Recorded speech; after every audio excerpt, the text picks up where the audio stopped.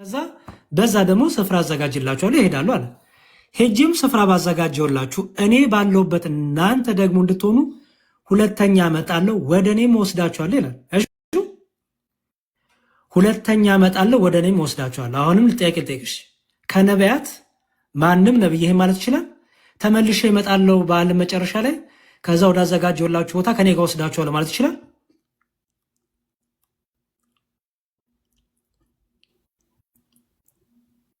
እሺ አይችልም። ችግር የለውም። ይህን እየተናገረ እያለ ይኸውልሽ፣ አሁን እንግዲህ ቅድም ያልሽው መነሻ ሁሉ ከላይ ስለተጀመረ ነው። ስለዚህ ምን አለ ጌታ? ጌታ ሆይ ወደምትሄድበት አናውቅም፣ እንዴትስ መንገዱ እናውቃለን አለው። ኢየሱስም እኔ መንገድና እውነትም ሕይወትም ነኝ። ምን አለ? ስለ ራሱ ሲያወራ እኔ ምንድን ነኝ አለ? እኔ መንገድ፣ እኔ እውነት፣ እኔ ሕይወት ነኝ አለ። አሁንም አስተውይ፣ ሕይወት ነኝ እያለ ነው ክርስቶስ። ሕይወት ሰጪ ነኝ እያለ ነው። እኔ የሕይወት ባለቤት ነኝ እያለ ነው። እንዲሁም በእኔ በቀር ወደ አባ የሚመጣ የለም አለ። እኔን ካላመናችሁ ወደ አባቴም ጭራሽ አትደርሱም አለ። ቀጠልና እኔንስ ብታውቁኝ አባቴን ደግሞ ባወቃችሁ ነበር። ከአሁን ጀምራችሁ ታውቁታላችሁ፣ አይታችሁትማል አለ። ምን ማለት ነው? በስራው እኔን ስታምኑ በእኔ የሚደረገውን ነገር ሁሉ የአባቴ እንደሆነ ወቁና እመኑ አለና ፊልጶስ ጌታ ሆይ አብን አሳየና ይበቃናል አለው። ጌታ ምን አለው? ይህን ያ ዘመን ከአንተ ጋር ሰው አታውቀኝምን? እኔን ያየ አብን አይቷል። እንዴትስ አንተ አብን አሳየን ትላለህ? እኔ በአብ እንዳለው አብን በእኔ እንዳለ አታምንምን? እሹ ይህን የምነግራችሁ ቃል ከራሴ አልናገረውም፣ ነገር ግን በእኔ የሚኖረው አብ እርሱ ስራውን ይሰራል። እኔ በአብ እንዳለው አብን በእኔ እንዳለ እመኑኝ። እሹ እውነት እላችኋለሁ በእኔ የሚያምን እኔ የማደርገውን ስራ ደግሞ ያደርጋል አለና እኔ ወደ አብ ሄዳለሁ፣ አብም ስለ ወልድ እንዲከብር በስሜ የምትለምኑትን ሁሉ አደርገዋለሁ። ይኸው ምን አለ ጌታ? አብ በእኔ አለ፣ እኔም በአብ አለው አለ። እኔ በአባቴ ያለው አባቴም በእኔ አለ አለ። ከዛ ምን አለ? የምነግራችሁ ከአባቴ የተለየ ነገር አይደለም ነው። ከራሴ አልናገረውም ሲል ከአባቴ የተለየ ነገር ልዩ ነገር አለ የምነግራችሁ። እኔ የምነግራችሁ የአባቴን ነው፣ ምክንያቱም እኔ በአብ አለው አብም በእኔ አለና። ከዛ ምን አለ? እኔ ሲሄድ አለ በስሜ የምትለምኑት ሁሉ እኔ አደርገዋለሁ። ማናቸውኑ ነገር በስሜ ብትለምኑ እኔ አደርገዋለሁ። ሊንዳ ይሄንን አንድ ነቢይ ማለት ይችላል? ወይም አንድ ሰው ወደ ሰማይ እሄዳለሁ፣ በቃ በስሜ ለምነኝ እኔ አደርገዋለሁ፣ ማናቸውኑ ነገር በስሜ ብትለምኑ እኔ አደርገዋለሁ ማለት ይችላል አንድ ሰው ወይም አንድ ነቢይ? ሊንዳ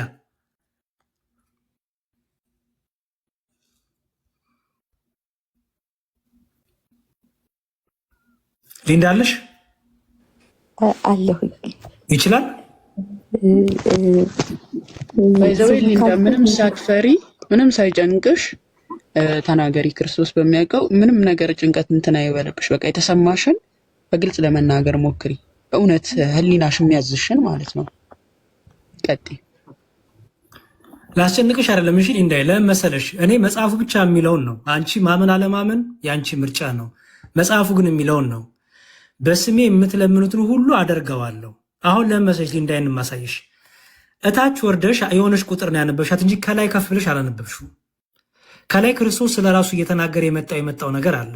ብዙ ጊዜ ሰዎች የሚሸወዱት የሆነሽ መስመር ውስድ ያደረጉን ያነባሉ። ከዛ እዛ ላይ የሆነ ነገር ይናገራሉ። በቃ እዛ ላይ የሆነ ነገር ያስይላሉ፣ ያ ነው ይላሉ። ከላይ ግን መጽሐፍ ቅዱስ ሙሉ ፍሰት አለው፣ አውዳዊ ፍቻ አለው። አሁን ልመለስና ጌታ ምን አለ? እኔ እሄዳለሁ አለ። ኦኬ፣ ምክንያቱም ከላይ ምን ስላለ እሄዳለሁ፣ ሁለተኛ እመጣለሁ ብሏል። ከዛ ምን አለ? በሚሄድበት ጊዜ አለ በስሜ የምትለምኑትን ሁሉ አደርገዋለሁ። ማናቸውን ነገር በስሜ ብትለምኑ እኔ ይላል። አይሹ እኔ አለ እኔ አደርገዋለሁ። ይሄንን አንድ ነቢይ ወይም አንድ ሰው ይሄን ማለት ይችላል? ሊንዳ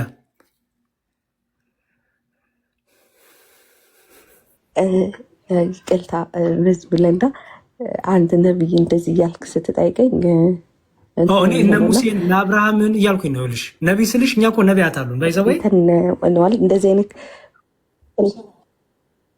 እኔ ነቢይ ስልሽ ከእስልምናው ጋር ይገናኝ። እኔ ነቢይ ያልኩት ከክርስትናው እነ አብርሃም እነ ይስሐቅ እነ ኢሳያስ የትኛውም ነብይ ሊል ይችላል ወይ ያለሽ ነው? አዎ ያው አይ ቲንክ ጫና ስላለባት ነው ያለሽ። ጥያቄው እሱ አልመሰለኝም። አይ ቲንክ ሌላ መሰለኝ፣ ግን ቀይ በርቶባታል ሀሳቧን ለመግለጽ። አዎ አይ ቢኒ የታች ነው ጥያቄው ያለው፣ ግን ከላይ ያለውን ስላላነበበች፣ ምክንያቱም በታች ያለው ከኔ ይበልጣል ማለቱ ምን እንደሆነ ከላይ ጋር ስለሚገናኝላት ስለምን እያወራ እንደሆነ እንዲገባት ነው። አንተ አንድ ነብይ የምትለውን ሌላ ሀሳብ ነው መሰለኝ ያላት፣ እሱን ነው እንጂ ታችኛ እሱ ላይ ቀይ ሆኖባታል። ምን እንደሆነ አልገባኝ። ወጣ ትግባ ወይ እንዳወጣሽ ግቢ። አይ ነው በጣም ፕሬሸር ይኖርባት ይሆናል። ኔትወርክ ነው አለሁኝ አይደል? ሰማችኋለሁ። በቃ ኤኒዌይስ ልትወላንጂ ችግር የለውም፣ አላስጨንቅሽ። እኔ አሁንም ቢሆን ከማንኛውም ነቢይ በመጽሐፍ ቅዱስ ከተዘረዘሩት ነቢያቶች ማንም ነቢይ ይሁን ማንም ሰው ይሁን ወደ ሰማይ ሄጄ ለምኑኝ፣ የምትለምኑትን ደግሞ እኔ አደርጓለሁ፣ ማናቸውንም ነገር ብትለምኑ እኔ አደርጓለሁ ለምኑኝ ማለት የሚችል ማንም የለም፣ ምን ካልሆነ በስተቀር ሁሉን ቻይ የሆነ አምላክ ካልሆነ በስተቀር። ስለዚህ ክርስቶስ ስለ ራሱ ሲናገር ምን አለ? እኔ ምን ለመነኝ፣ ማናቸውን ነገር ደግሞ እኔን እየጠራችሁ ለምኑ እኔ አደርገዋለሁ አለ። ይህን የተናገረ ክርስቶስ ታዲያ ምን አለ? ይኸው ከእናንተ ዘንድ ስኖር ይህን ነግሬያችኋለሁ አለና አብ በስም የሚልከውን ግን መንፈስ ቅዱስ የሆነ አጽናኝ እርሱ ሁሉ ያስተምራችኋል፣ እኔም የነገርኳችሁ ሁሉ ያሳስባችኋል እና ሰላምን እተውላችኋለሁ፣ ሰላምን እሰጣችኋለሁ አለ። አስተውይ፣ እያወራ ያለው ጌታ እሄዳለሁ እያላቸው ነው። እሺ እሄዳለሁ እያለ እየነገራቸው ነው። ከዛ ደግሞ መልሶ ምን አለ? ተስፋ ደግሞ ሰጣቸው። ተመልሼ ግን እመጣለሁ፣ እወስዳችኋለሁ፣ ከኔ ጋር ትኖራላችሁ፣ ደግሞ እንዳትፈሩ ደግሞ እኔ በሚሄድበት ጊዜ እስክመጣ ድረስ ለምኑኝ እያላቸው ነው። ለምኑኝ እኔ መልስላችኋለሁ፣ እኔ ያደርገዋለሁ አለና ከዛ ምን አለ? ሰላም እሰጣችኋለሁ፣ ዝም ብዬ አልተዋችሁም፣ ስሄድ ሰላም እሰጣችኋለሁ።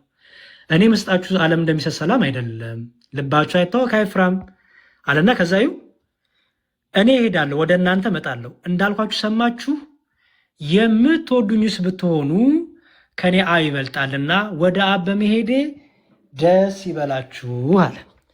አሁን ይሄንን ትርጓሜያችን ብሎ እንደፈታው ለሳይሽ ምን ማለት ነው? ከኔ ይበልጣል ማለት የሚለውን ትርጓሜያችን መጽሐፍ ቅዱስ እኛ ትርጓሜ አለን የአባቶቻችን ወይም ተፍሲር ቢሆን በአረብኛው፣ እኛ ደግሞ የአባቶቻችን ይሄን ክፍል የፈሰሩበት ያብራሩበት አለ። ምክንያቱም መጽሐፍ ቅዱሳችን በአባቶቻችን የሚያብራሩበት ቤተክርስቲያን የምታብራራበት የራሳችንን ትርጉም ማስቀመጥ ስለማንችል ቤተክርስቲያን ምን ብላ አብራራችሁ የሚለውን ከትርጉማችን ላሳይሽ።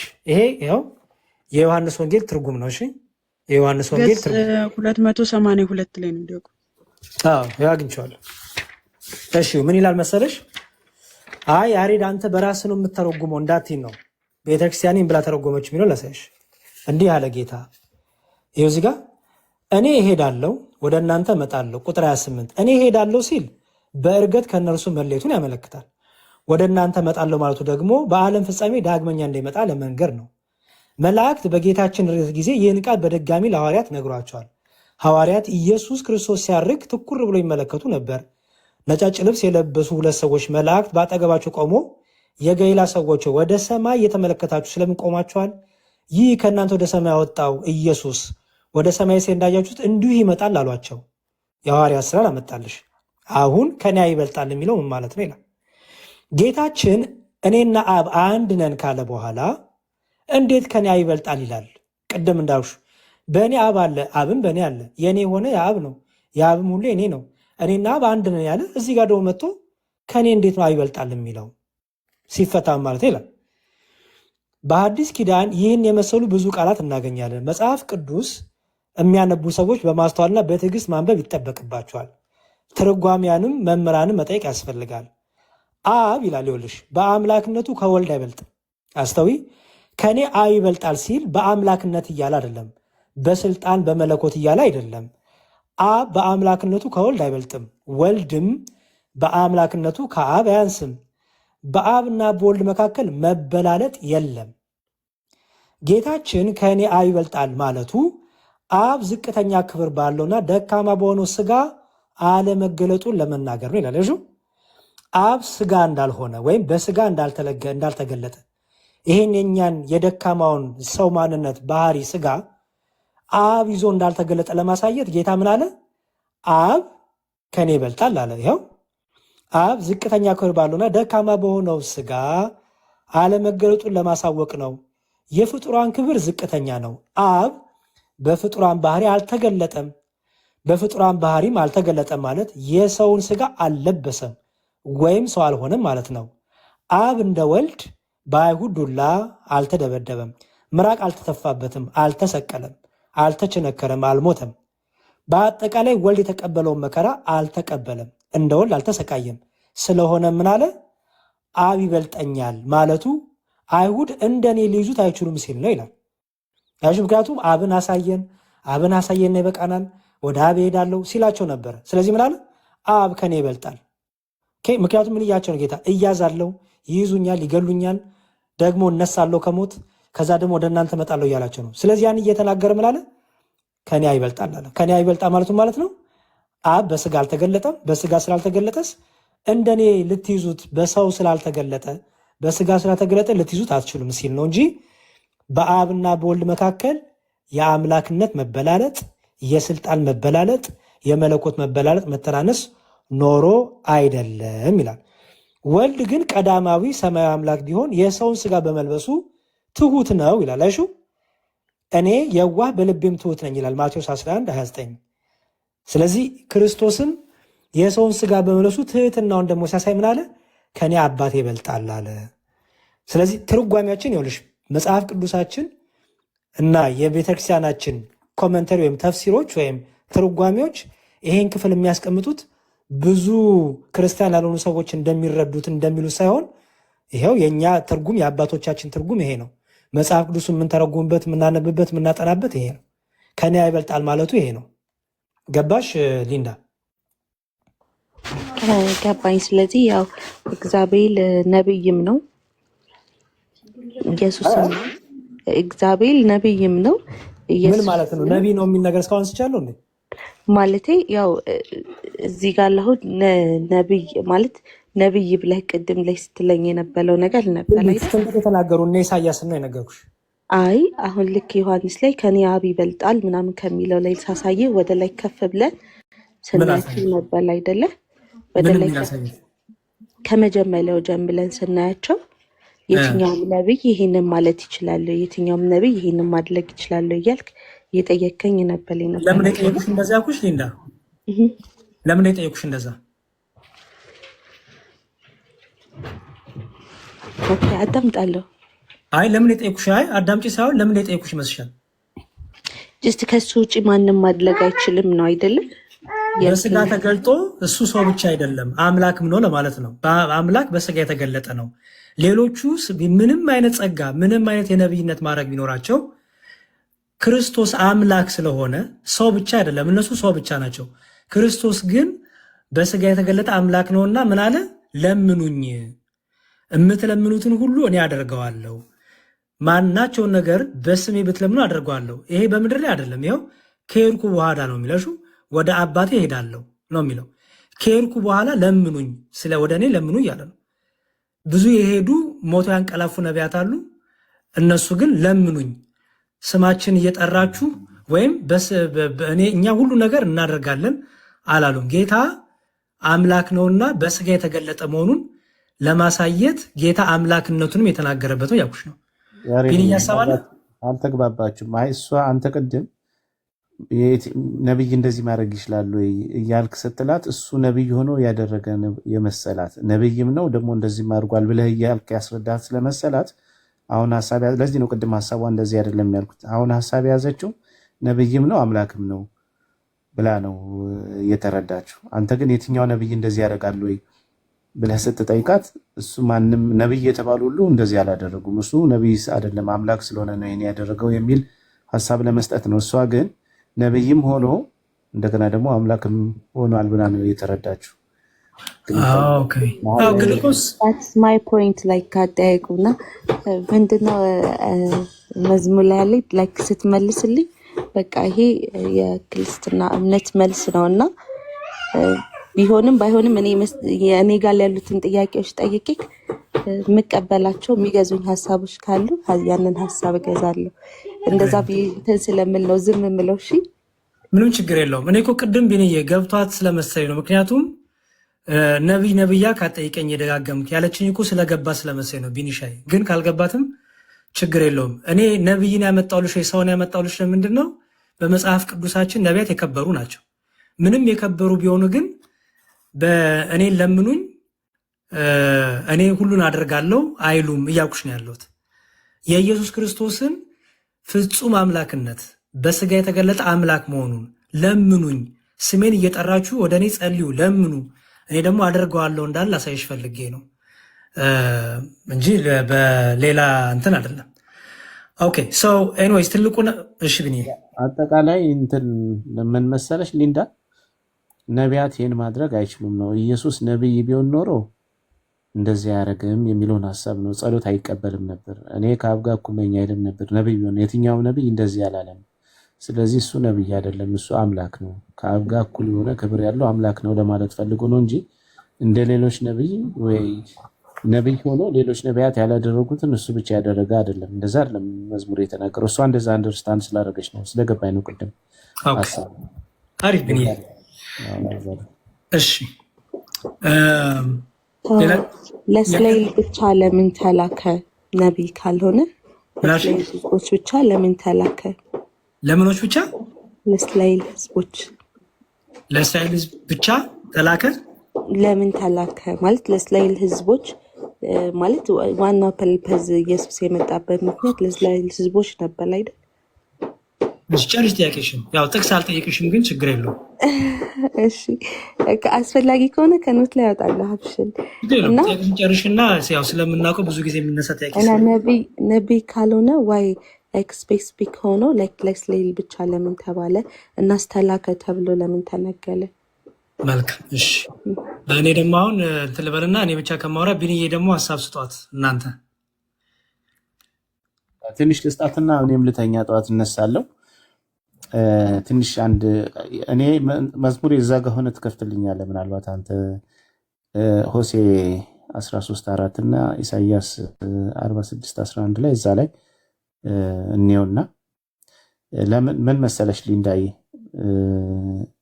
ምን ይላል መሰለሽ? ሆሴ 13:4 ላይ እግዚአብሔር ምን ብሎ ይናገራል? ከኔ ሌላ ዳኝ የለም፣ ከኔ ሌላ መድኃኒት የለም ይላል። ቁጥር 4 ላይ አይተሽ ከሆነ እግዚአብሔር ከግብፅ ምድር ያወጣችሁ እኔ ነኝ ይልና ከኔ ሌላ መድኃኒት የለም፣ ከኔ ሌላ አዳኝ የለም ይላል። ስለዚህ አዳኙ ማን ነው? እግዚአብሔር ብቻ ነው። እግዚአብሔር ኢሳይያስ 46 ላይ 11 ላይም ከኔ ሌላ መድኃኒት አይሆንልህም የለም ጭራሽ ነው የሚለው። በቃ እግዚአብሔር ብቻ ነው መድኃኒት፣ እግዚአብሔር ብቻ ነው አዳኝ። ስለዚህ ሊያድነን የሚችለው እግዚአብሔር ነው ማለት ነው። ማቴዎስ ወንጌል ምዕራፍ 1 ቁጥር 23 ላይ ደግሞ ኢየሱስ ክርስቶስ አዳኝ ተብሏል። ሰዎችን ሁሉ ከኃጢአት የሚያድን ተብሎ ተነግሮለታል። ከኔ ሌላ መድኃኒት የለም ብሎ እግዚአብሔር ተናግሮ ኢየሱስ አዳኝ ከተባለ ኢየሱስ ክርስቶስ እግዚአብሔር መሆኑ ግልጽ ነው ማለት ነው። ያ ከኔ ሌላ መድኃኒት የለም ሲል የነበረው በብሉይ ኪዳን ላይ የለም ሲል የነበረው እግዚአብሔር እርሱ ነው በስጋ የተገለጠው። በኋለኛው ዘመን የዘመኑ ፍጻሜ ሲደርስ በስጋ ተገልጦ ያዳነን እሱ ነው። ዮሐንስ ወንጌል ምዕራፍ 1 ቁጥር 14 ላይ ቃልም ስጋ ሆነ ብሎ ጸጋና እውነትን ተሞልቶ በእኛ አደረ ስለሚል ማለት ነው። በስጋ የተገለጠው አምላክ እሱ ነው ማለት ነው። ስለዚህ አዳኝ መድኃኒት የተባለው ክርስቶስ ለዚህ ነው። እርሱ በብሉይ ኪዳን ላይ እኔ አዳኝ ነው ከሌላ መድኃኒት የለም ብሎ ሲናገር የነበረው አምላክ በስጋ ስለመጣ ነው። ለእስራኤል ለምንድን ነው የተላከው? ነቢይ እስካልሆነ ለምንድን ነው ተላከ የተባለው? ላልሹ ስፔሲፊክ ሆኖ ላይክ ተላከ ነው የሚለውና ለእስራኤል ኦኬ። መላክ ማለት ምን መሰለሽ? ይሄ ከአንድ ቦታ ወደ አንድ ቦታ መምጣት ምናምን እንደዛ አይደለም። ለክርስቶስ ሲነገር በዛ ልክ አይደለም። ምክንያቱም መዝሙር 139 ላይ እግዚአብሔር መንፈስ እንደሆነ ይናገራል። እግዚአብሔር የሌለበት ቦታ የለም። መዝሙር 139 ላይ ክፈትለትና አንብብለት። በሁሉ ስፍራ አለ እግዚአብሔር ማለት ነው። ወደ ሰማይ ብወርድ አንተ በዛለህ፣ ከመንፈስ ወዴት እሸሻለሁ፣ ከአንተስ ወዴት እሄዳለሁ ብሎ ይናገራል። ቁጥር 8-9 ያው እንደሱ አንብብላትና ከዛ ላስረዳት። እሺ ከመንፈስ ወዴት እሄዳለሁ፣ ከፊትስ ወዴት እሸሻለሁ? ወደ ሰማይ በወጣ አንተ በዚያ አለ፣ ወደ ሲኦልም ብወርድ በዚያ አለ። እንደ ንስር የነጋትን ክንፍ ብወስድ እስከ ባህር መጨረሻም ብበር በዚያ እጅ ትመራኛለች፣ ቀኝም ትይዘኛለች። ስለዚህ እግዚአብሔር በሁሉ ቦታ የሞላ ነው። ትንቢተ ኤርምያስ 24 ላይም ከቁጥር 23 ጀምሮ እግዚአብሔር በሰማይ በምድር የሞላ ነው ብሎ ይናገራል። ስለዚህ አሁን ኢየሱስ ክርስቶስ የሌለበት ቦታ የለም፣ በሰማይ በምድር የሞላ ነው። ዮሐንስ ወንጌል ምዕራፍ 3 ቁጥር 13 ላይ ከሰማይ ከወረደው በቀር ወደ ሰማይ ወጣ የለም፣ እርሱም በሰማይ የሚኖር የሰው ልጅ ነው ብሎ ክርስቶስ በሰማይ በምድር እንዳለ ይናገራል። ስለዚህ አሁን ለመለኮት ለእግዚአብሔር ተላከ በዚህ ነው አይባልለትም። ምክንያቱም እሱ በሰማይ በምድር የሞላ ስለሆነ ማለት ነው። ለክርስቶስ አሁን ተላከ ሲባል ምን መሰለሽ? ሰው መሆኑን ነው። በስጋ ሰው ሆኖ መገለጡን ነው። ፊልጵስዩስ 2 ላይ እነዚህን ቃል ያያቸውና እኔ ዝም ብዬ በቃሌ ልንገርሽ ችግር የለው። ፊልጵስዩስ 2 ቁጥር 5 ጀምሮ በክርስቶስ ኢየሱስ ያለ ሐሳብ ደግሞ በእናንተ ዘንድ ይኑር ይልና እርሱ በእግዚአብሔር መልክ ሲኖር ሳለ ከእግዚአብሔር ጋር መተካከልን መቀማት እንደሚገባ ሳይቆጥር የባሪያን መልክ ይዞ በሰው ምሳሌ ተገኘ ይላል። ስለዚህ ተላከ ማለት ክርስቶስ ሰው ሆኖ መገለጡን ነው። በቃ መላክ ማለት ለሱ ሰው መሆን ነው።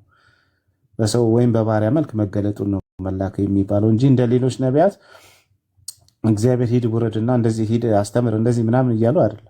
እንደ ሌሎች ነቢያት ማለት ነው። የክርስቶስ መላክ ማለት ሰውነቱን የሚያሳይ ነው።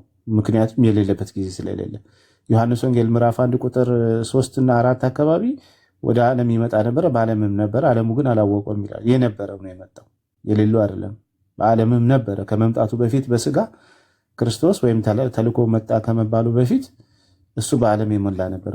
ዓለሙ ስላላወቀው ነው እንጂ በዓለምም ነበረ፣ ብርሃን ስለሆነ ማለት ነው።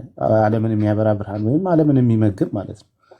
ስለዚህ መላክ ማለት ከዛ አንጻር ነው የሚታየው እንጂ ልክ እንደ ነቢያት ያልነበረበት ጊዜ ኖሮ የሆነ ሰዓት ላይ እግዚአብሔር አስነስቶ ሂድ ምናምን የሚላቸው እንደዛ ሳይሆን እሱ ከዘላለም ጀምሮ የነበረ በኋላ ግን በሰው ስጋ ወይም በስጋ የተገለጠ አምላክ ማለት ነው። እሱ ነው መላክ ማለት። ለምንድነው ለእስራኤል የተላከው ያልሽው? ባይዘው እስራኤል ማለት ሀገርን አይደለም የሚያመለክተው፣ ለሀገር አይደለም። እስራኤል ማለት እኮ የእግዚአብሔርን ሕዝብ ማለት ነው፣ ወይም የእግዚአብሔርን ማዳንን የሚቀበል ሕዝብ ለነሱ ተልቋል። አሁንም ክርስቶስ ኢየሱስን ለተቀበሉት በስሙ ለሚያምኑት ነው የእግዚአብሔር ልጅ የሆኑ ዘንድ ስልጣን ሰጣቸው የተባለው። ስለዚህ ለሚያምኑት ለሚቀበሉት ተልቋል። ያ ደግሞ በሁሉም ዓለም ላይ ያለ ነው፣ ወይም ደግሞ ለእግዚአብሔር ሕዝብ ለተባሉት ማለት ነው። ይህን የቱ ጋር እናገኘዋለን መሰለሽ? ሮሜ ምዕራፍ 9 ቁጥር 6 ጀምሮ ስታነቢው እስራኤል ማለት ምን እንደሆነ እንትን ይልሻል። እችን ልንገርሽና እኔ እንትን ላለው እችን ሮሜ ከቁጥር 6 ጀምሮ አንብብላት። ይኸውልሽ ምን ይላል መሰለሽ? ነገር ግን የእግዚአብሔር ቃል የተሻረ አይደለም፣ እነዚያ ከእስራኤል የሚወለዱ ሁሉ እነዚያ እስራኤል አይደሉም ይላል። አይሽ ከእስራኤል መወለድ በስጋ እስራኤል አያስብልም እንደ መጽሐፍ ቅዱስ ሐሳብ።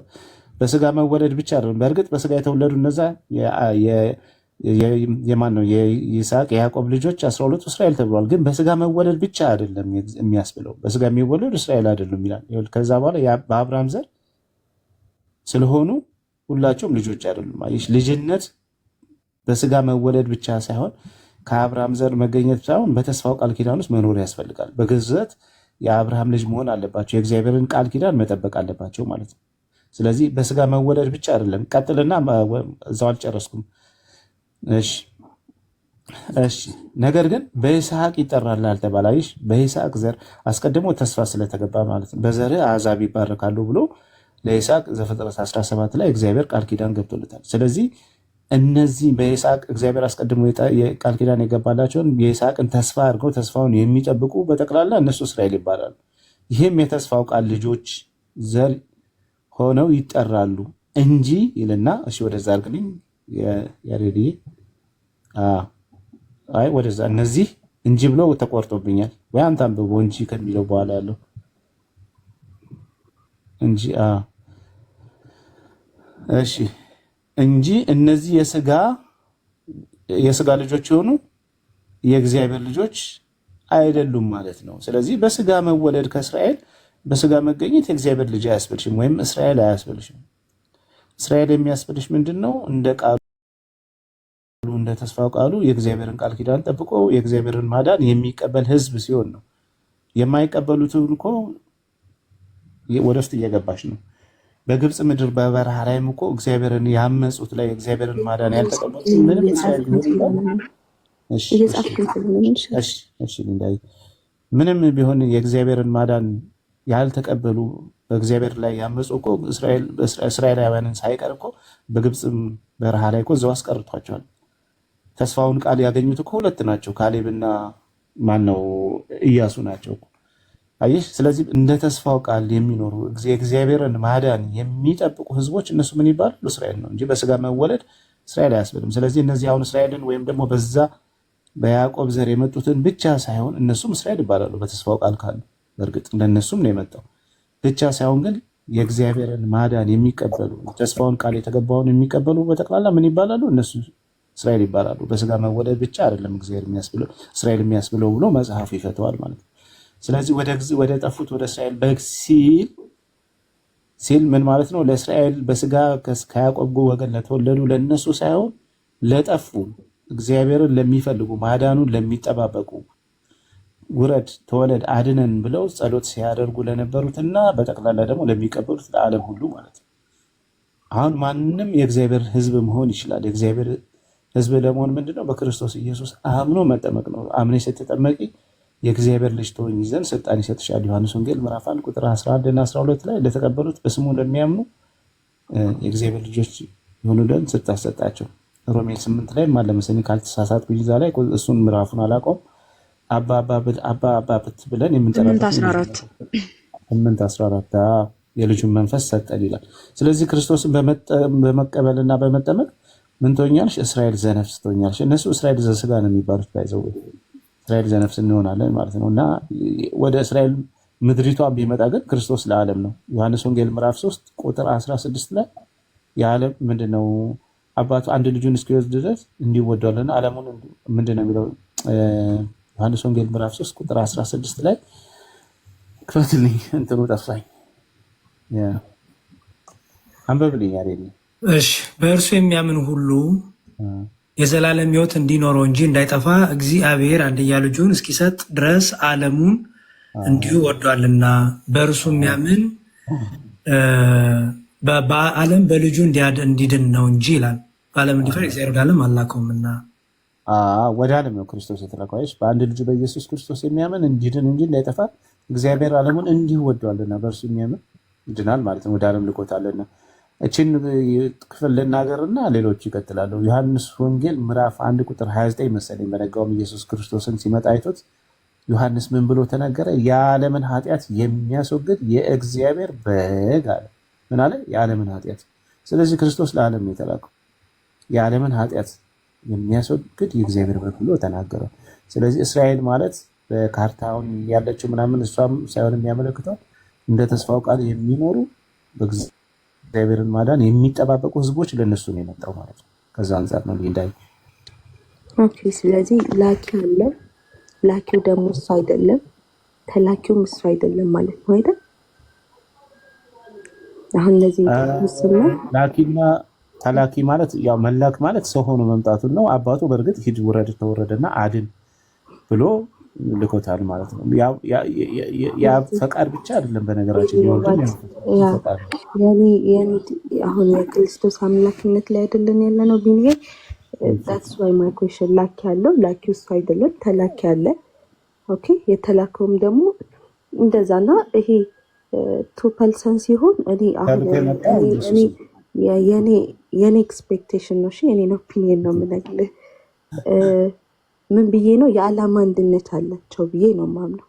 ኦኬ። በአካል የተለያዩ የዓላማ አንድነት ያላቸው ናቸው ብዬ ነው የማምነው። ማለት የዓላማ አንድነት አለ በእርግጥ በአብና በወልድ መካከል የአምላክነት አንድነት ግን አላቸው ብዬ አላምንም። አይ እሱ ቆይ ችግር የለም የዓላማውን እንቀበልሻለን። የአምላክነት አንድነት ግን አሁን በእርግጥ አለ። ለምን መሰለሽ? ክርስቶስ ኢየሱስ ራሱ ስለሚናገር አባቱም ራሱ ስለሚናገር ነው። ለምሳሌ ዕብራውያን 1 ላይ ዓለማትን በፈጠረበት በልጁ ተብሎ ተቀምጧል። እንግዲህ ዓለም የተፈጠረው በልጁ ነው ተብሎሻል። አሁን ይሄ ዓላማ አይደለም የመፍጠር ወይም ደግሞ የስልጣን አንድነት ነው። አየሽ እንግዲህ አሁን ይሄን የዓላማ እንዳትዩ ዓላማና መፍጠር መቼም የፈጣሪነትን ስራ ክርስቶስ እየሰራ በዓላማ አትዩም። ይሄ ስልጣን የፈጣሪነት ስራ ነው። ዕብራውያን 1 ላይ ዓለማትን በፈጠረበት በልጁ በዚህ ዘመን ለእኛ ተናገረን ይላል። ዮሐንስ ወንጌል ላይ ደግሞ ሁሉ በእርሱ ተፈጠረ ይላል። ምን ታያለሽ? አሁን የዓላማ አይደለም ሆነ በአብና በወልድ መካከል የዓላማ ሳይሆን በእርግጥ የዓላማ አንድነት አለ። አዎ የአብና የወልድ የመንፈስ ቅዱስ አንድ ዓላማ ነው ያላቸው፣ አንድ ሀሳብ ነው ያላቸው። ግን ስልጣን በስልጣን ደረጃም እንደዛው ነው። በመለኮት ደረጃም አንድ መለኮት፣ አንድ ስልጣን፣ አንድ አገዛዝ ነው ያለው፣ አንድ ባህሪ ነው ያለው። ስለዚህ አብ የሚያደርገውን ወልድ ያደርጋል ተብሎ ተቀምጧል። ዮሐንስ ወንጌል ምዕራፍ 5 ቁጥር 19 አብ የሚያደርገውን እንዲሁ ደግሞ ወልድ ያደርጋል ተብሎ ተቀምጧል ማለት ነው። ይህ አሁን የእንትን አይደለም የዓላማ ምናምን ሳይሆን የስልጣን ነው የሚናገረው ማለት ነው። ስለዚህ በብዙ ቦታ ላይ ይናገራል። ዮሐንስ ወንጌል ምዕራፍ 10 ላይም ክርስቶስ ኢየሱስ ለበጎች የዘላለም ሕይወት ይሰጣሉ ይላል። እንግዲህ ሌላ ቦታ ደግሞ አብ የዘላለም ሕይወት ይሰጣል ተብሏል። ታዲያ አሁን ይሄ የዓላማ የዘላለም ሕይወት የመስጠት የአምላክ ጉዳይ ነው፣ የባህሪ ጉዳይ ነው እንጂ ይሄ የዓላማ አይደል። እኛም እኮ ከእግዚአብሔር ጋር ዓላማ አለን እኮ አይደለ? ሐዋርያትን እኮ እንደዛ ብሎ አስቀምጦታል። በአንድ ሀሳብ በአንድ ዓላማ ከእግዚአብሔር ጋር እንድንስማማ ይናገራል። ያ ማለት ግን እኛ ፈጣሪ ነን ማለት አይደለም። የክርስቶስና የአብ ግን እንደዛ አይደለም። የክርስቶስ አለሽ ጥያቄ አነስተሽ ለምን መሰለህ አሁን ነቢይ በገዛ ሀገሩ አይከበልም፣ ላይክ ለእስራኤል በጎች ተልክ ያለው እንደዚህ የሚለው ነገር እሱን ላኪ መሆኑ ነቢይ መሆኑ ምናምን የሚያሳዩ ነገሮች ናቸው።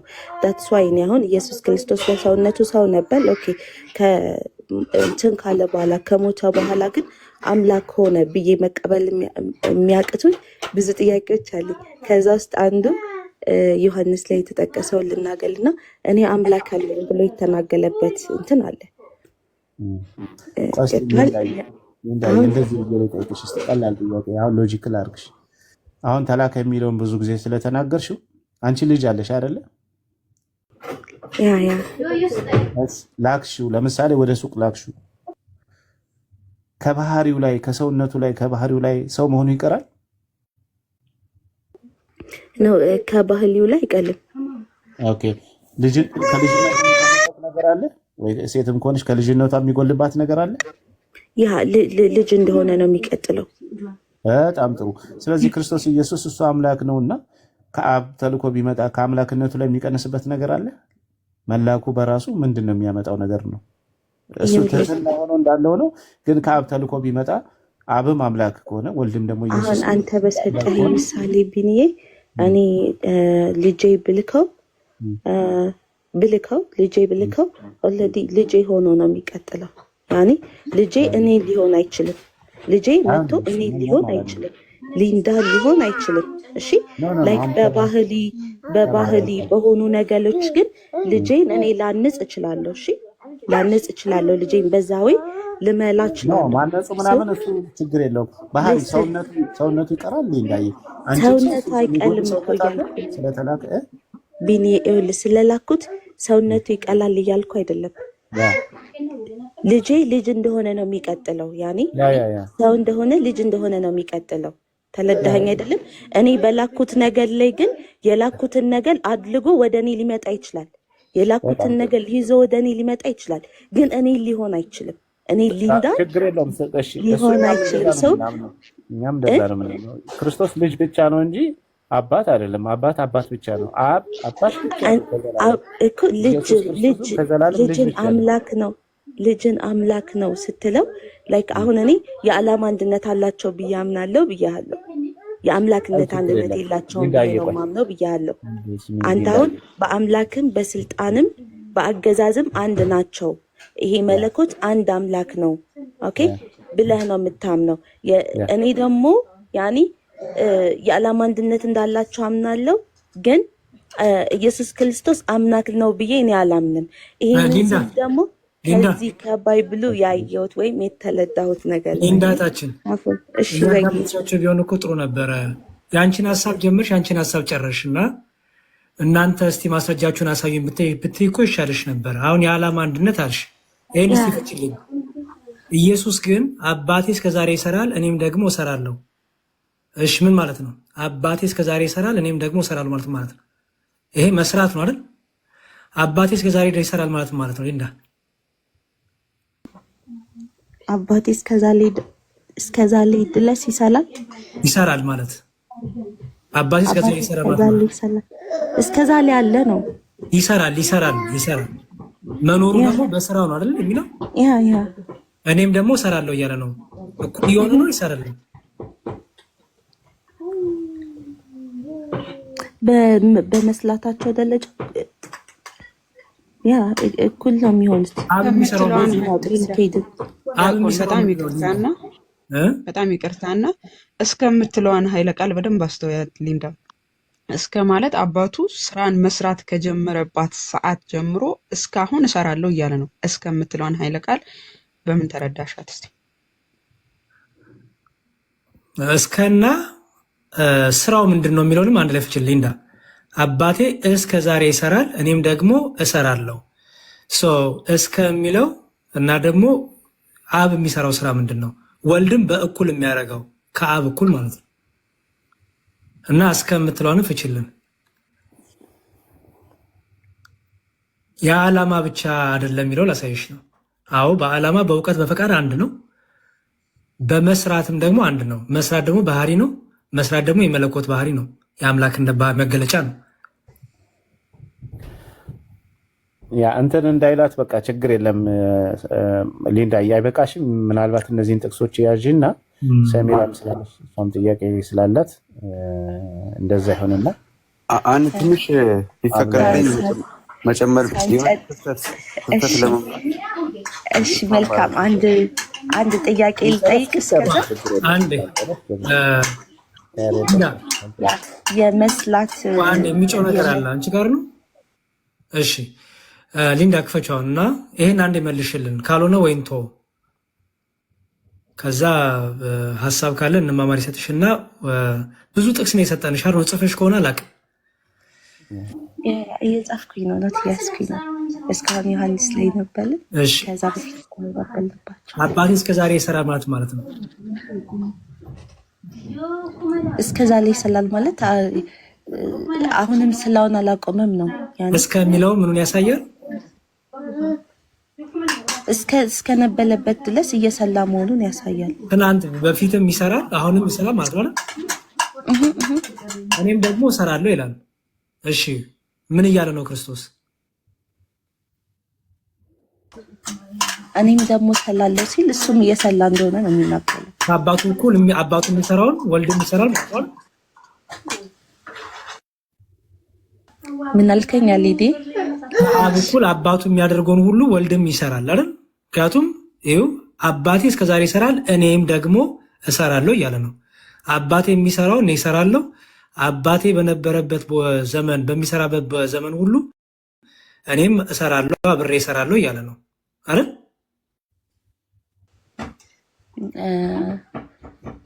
አባቴ እስከዛ ላይ ድረስ ይሰላል እኔም ደግሞ እሰላለሁ ሲል አባቱ እስከዛሽ ድረስ እየሰላ እንደሆነና እሱም ስላለኝ እንደነበል ነው አይደለ የሚያሳየው። ምንድነው አብ የሚሰራው? ንገሪኝ። አብ ምንድነው የሚሰራው? ይፈጥራል አይደል? ይፈጥራል። ያ እሺ ወልድ ምንድነው የሚሰራው?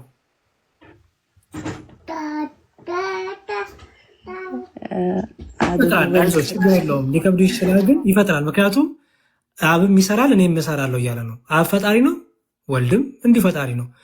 አብ ሁሉን አድራጊ ነው፣ ወልድም ሁሉን አድራጊ ነው። ምክንያቱም ምን እያለ ነው? አባቴ እስከሚለው ባይዘዌ ቅድመ ዓለምና ድህረ ዓለምን ሁሉ ያሳያል። ከዛም ደግሞ እስከ መጨረሻው ማለት ነው አልፋና ኦሜጋነትን ያሳያል። ከእርሱ ጋር ደግሞ አብሮ ወልድም ይሰራል። ኦኬ ይሄ ዮሐንስ ላይ ነው ያለው። ዮሐንስ 17 ላይ ዮሐንስ ወንጌል ምዕራፍ 5 ቁጥር 17። ለዚህ ማስረጃው አብሮት እንደነበረ ላሳይሽና በቃ እንጨርስ። አብሮት እንደነበረ ማስረጃ ላሳይሽ። እናቆም ወላ እሺ ላሳይሽና እናቆማለን። ዮሐንስ ወንጌል 17:5 ላይ ምን ይላል? አሁንም አባት ሆይ ዓለም ሳይፈጠር በአንተ ዘንድ በነበረኝ ክብር አንተ በራስ ዘንድ አክብረኝ ይላል። ሊንዳ ተመለሽ።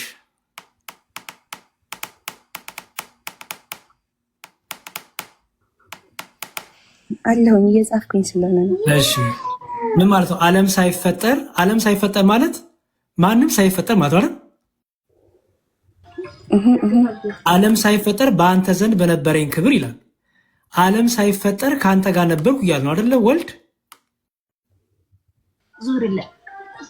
አይዋ በአንተ በነበረኝ ክብር እያለ ነው። በነበረኝ ካለ ከአባቱ ጋር ነበር ማለት ነው አይደል?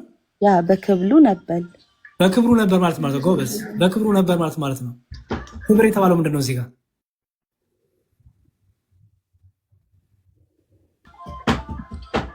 ክብር የተባለው ምንድን ነው?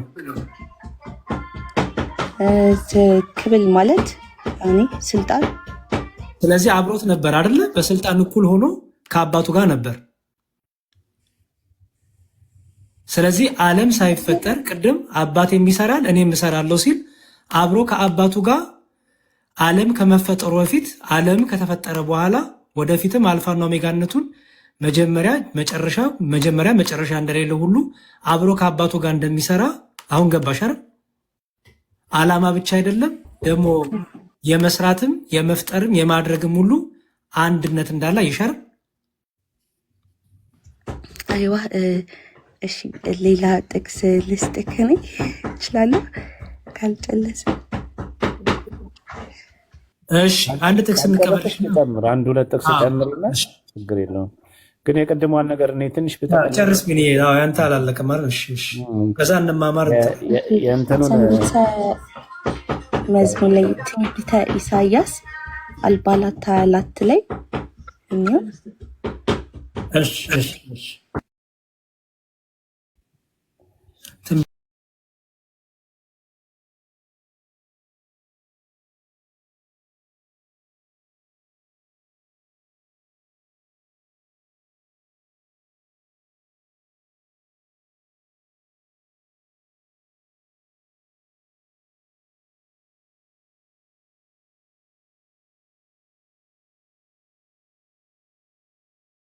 ያሳየን አይደል? እዚህ ጋር ምን ማለት ነው የሚለው እንፍታልሽ። አሁንም ይኸውልሽ አይሹ አይደለ ሊንዳ፣ ትልቁ ችግር እየፈጠረብሽ ያለው ከማል እየመዘሽ ስለሆነ ነው። እግዚአብሔር ይህን ሲናገር ከምን አንጻር ተናገረ? ከኔ ጋር ማን ነበረ? እኔን የዘረጋው ሲል ምን ማለቱ ነው? አይ እዚህ ጋር እኔ ብቻ ነኝ የሰራሁት ከኔ ጋር ማን ነበር ሲል ልጁ አልነበረም ማለት ነው? አይደለም። ምክንያቱም ዓለማቱ ላይ የተፈጠሩት በልጁ ነው ስለሚለን አስተዊ ዓለማቱ ላይ የተፈጠሩት በልጁ ነው ያለ። እሱ ላሳይሽና ሌላ መሰለሽ እዚህ ዕብራውያን ላይ ከዛ ወደ ቢኒ ወይ ወደ እንትና ልክሻለሁ። እሺ ከጥንት ጀምሮ እግዚአብሔር በብዙ አይነትና በብዙ ጎዳና ለአባቶቻችን በነቢያት ተናግሮ ሁሉን ወራሽ ባደረገው ደግሞ ዓለማትን በፈጠረበት በልጁ ይላል።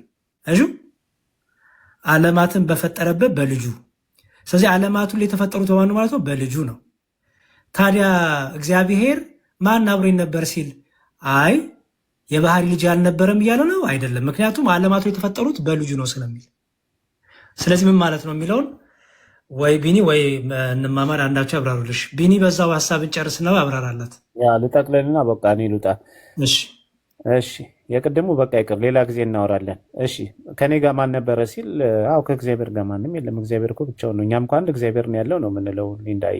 ያ ማለት ግን የአንዱ እግዚአብሔር አንድ ነጠላ አካል ነው ያለው አይደለም ማለት አይደለም እኮ፣ እንደዛ አይደለም። ምሳሌ 8ን ክፈትልኝ አንዴ። ምሳሌ 8 ከቁጥር 23 ጀምሮ እንትን ልበልሽ። አው እግዚአብሔር ብቻውን ነው፣ ከሱ ሌላ አምላክ የለም፣ ሌላ አምላክ የለም። ክርስቶስ ሌላ አምላክ አይደለም። ሌላ አምላክ እኮ አይደለም ክርስቶስ። መንፈስ ቅዱስም እኮ ሌላ አምላክ አይደለም፣ አንዱ አምላክ ነው። ምሳሌ 8 አልከኝ ልጻፍ። ምሳሌ 8 ከቁጥር 23 ጀምሮ ያወነብልሻል። ምሳሌ 8 ከቁጥር አንበብላት። እሺ ተመለሽ ሊንዳ። ያው እኔ እኮ እዚህ ጋር አለልሽ እኮ ትሰማለች፣ እየጻፈች ነው። ችግር የለውም ስለሚጽፍ ነው። እሺ ችግር የለውም። ከጥንቱ ከዘላለም ጀምሮ ተሾምኩ፣ ምድር ከመፈጠሩ አስቀድሞ ቀላያት ገና ሳይኖሩ እኔ ተወለድኩ፣ የውሃ ምንጮችም ገና ሳይፈልቁ ተራሮች ገና ሳይመሰረቱ ኮረብቶች በፊት እኔ ተወለድኩ፣ ምድሪቱም ሜዳውን ገና ሳይፈጠር የመጀመሪያው የዓለም አፈር እያለ ይቀጥላል። ዋና ሰራተኛ እስከሚለው ቀጥልና ከዛ በኋላ ታቆመዋል። ሰማዮችን በዘረጋ ጊዜ አብሬ ነበርኩ፣ በቃላያት ፊት ክበብን በደነገገ ጊዜ፣ ደመናትን በላይ ባዘጋጀ ጊዜ፣ የቀላያን ምንጮች ባጸና ጊዜ፣ ለባህርም ዳርቻን በወሰነ ጊዜ፣ ውሃ ከተዛዙ እንዳልፍ የምድር መሰረት በመሰረተ ጊዜ፣ የዛን ጊዜ እኔ በእርሱ ዘንድ ዋና ሰራተኛ ነበርኩ፣ ዕለት ዕለትም ደስ አሰኘው ነበር፣ በፊቱም ሁል ጊዜ ደስ ይለኝ ነበርኩ፣ ደስታዬም በምድሩ ተረለው ይላል። እሺ አየሽ። ስለዚህ አሁን እግዚአብሔር ብቻውን ነው፣ ብቻዬን ነኝ ሲል አሁን ቃሉን እና መንፈሱን ከኔ ጋር አይደሉም እያለ አይደለም። በነገራችን ላይ ቃሉ ነው ኢየሱስ ክርስቶስ የእግዚአብሔር ቃል ነው፣ ግን አካላዊ ስለሆነ ነው። መንፈስ የምንለው መንፈስ ቅዱስ የሚለው የእግዚአብሔር መንፈስ ነው፣ ግን አካላዊ ስለሆነ። ስለዚህ እግዚአብሔር ከቃሉና ከመንፈሱ ለይተሽ ልታውቂው ማችም። ከቃሉና ከመንፈሱ ለይተሽ እግዚአብሔር ማን ነው ብለሽ ነው የምትናገረው።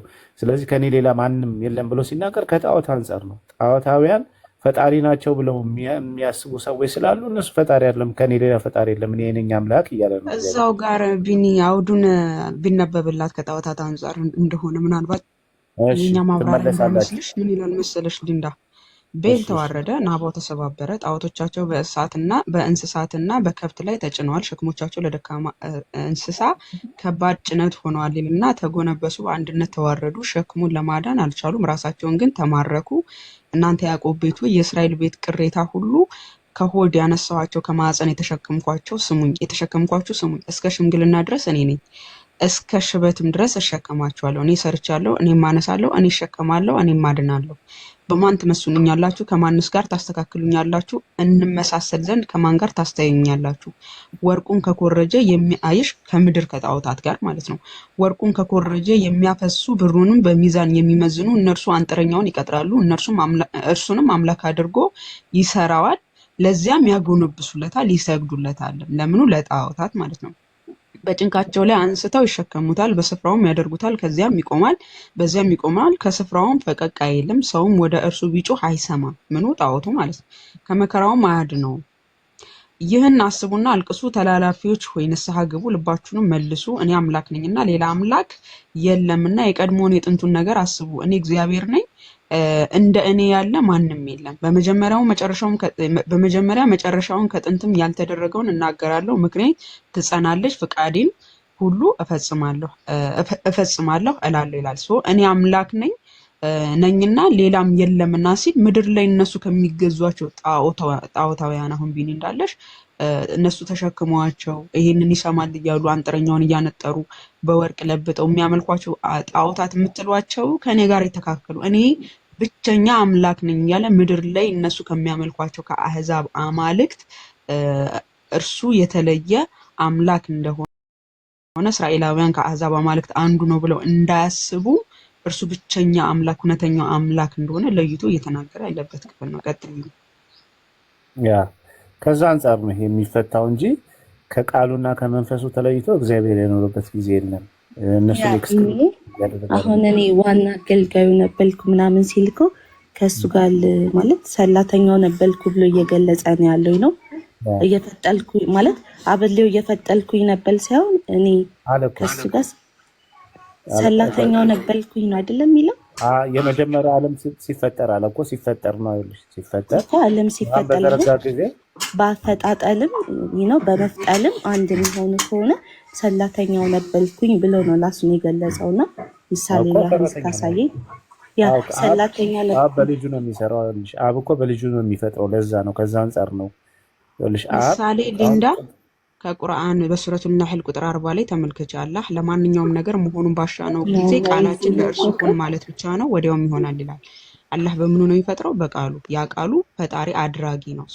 እዚህ ጋርም ጥበብ ክርስቶስ ኢየሱስ አድራጊ መሆኑን ከእርሱ ጋር አድራጊ መሆኑን ለአብ ብርሃን ይሁን ሲል ብርሃን የሚያደርገው እርሱ እንደሆነ ስራን የሚሰራ መሆኑን እየተናገረ ዋና ሰራተኛ ነበርኩ አለ እኮ ሊንዳዬ። የምድርን ወሰን ምድርን በፈጠረ ጊዜ ውሃዎች ከልካቸው እንዳያልፉ በደነገገ ጊዜ አለ እንግዲህ ዋና ሰራተኛ ማለት እኔ ነኝ ስሰራ የነበረው አለ። አሁን ይሄ በጥበብ መልኩ ነው የተቀመጠው ለሰዎች እንዲገባ አድርጎ የክርስቶስን ሰሪ አምላክነት ወይም ደግሞ ከአብ ጋር አብሮ ይሰራ እንደነበረ አስቀድሞ እንደነበረ ሊንዳ የምትናገሪው ካለ ተናገሪና እኔ እናገራለሁ። የኔ አሁን ምንም ነገር ማለት ፈጣሪ ነው ኢየሱስን ፈጣሪ ነው ወይም አምላክ ነው የምንል ከሆነ ሁሉም ማድረግ ይችላል። አብሎ ነው ዓለምን የፈጠላት ሰማይና ምድርን የዘለጋት አብሎ ነው። ስለዚህ የመፍለድም ስልጣን አለው ማለት ነው አይደለም? አዎ። ሰው ታዲያ የዮሐንስ ወንጌል 5:30 ላይ እንዳችን አንድ ይቅርታት እየዘለች ስለሆነ አንድ የተጀመረው ነገር ልቅ እያለ ተለጣውና አሁን ሰላተኛ ነበልኩ ሲል ፈጥሏል። ሁሉንም በልጆቹ ዘልግቷል። ሊንዳ ቆይ ይኸውልሽ አሁን ጥቅስ ከዘለለማ ምንም የምትይው ነገር አይኖርም። አሁን በመፍጠር በስራ አንድ ነው የሚለውን እያሳየንሽ ነበረ። አሁን ደግሞ ወደ ፍርድ ከመጣች ደግሞ ፍርዱንም ደግሞ እናያለን። አሁን እዚህ ጋር አንድ ነገር በጣም ጠቅልል አድርገሽ ለፊ ከጥቅስ ጥቅስ ከዘለለ ምንም የምትይዙ ነገር አይኖርም። እሺ የዚያን ጊዜ በእርሱ ዘንድ ዋና ሰራተኛ ነበርኩ አለ። አለሁ እያለ ነው አይደለ ሊንዳ? አብሬ የሰራው ነበር እያለ ነው አይደል? ሰላተኛ አብሬ እሰራለሁ የሚል አካል እኔነት አለው ወይስ የለም? አለው። ሰላተኛው ነበርኩ ሲል አብሬ እሰራለሁ ማለት ነው አይደል? ስለዚህ አባቴ ከጥንትም ይሰራል። ቅድም ያሰው ዮሐንስ ወንጌል ላይ አብ እስከ ዛሬ ይሰራል እኔም ደግሞ እሰራለሁ ሲላውን ገባሽ ምን እንደሆነ? ምክንያቱም አብሮት የነበረ እንደሆነ አሳየሽ። ምክንያቱም አብሬ ይሰራ ነበር ይላል። ይሄን በደንብ ከገባሽ መስላቱን ሰላተኛ ማለት ሰላተኛ ነበርኩኝ ማለቱን ምናምን እኮ እኔ ቀላኔ የለኝም። ገባክ? አሁን አምላክ የዓላማ አንድነታቸው አላቸው ብዬ እኮ አምናለሁ። የዓላማ ብቻ አይደለም የመፍጠርም የስራም እኮ አሳየነሽ ሊንዳ። ያ በአሰላል ሲሆን ደግሞ እዚህ ጋር ሰላተኛው እንደነበር እና አብሮ መስራት ማለት ነው። እግዚአብሔርም ደግሞ በልጁ ይሰላ እንደነበር ነው የተናገለው እንጂ ልጁ ይሰላ እንደነበር አይደለም አይደል? ዘፍጥረት 1:26 ላይ እንዲህ ይላል። ይቅርታ እሺ፣ አሜን። ዘፍጥረት 1:26 ላይ እግዚአብሔር ማለት ሰውን በመልካችን እንደ ምሳሌያችን እንፍጠር። እሺ እግዚአብሔር እንፍጠር የሚለው ማንን ነው ሊንዳ?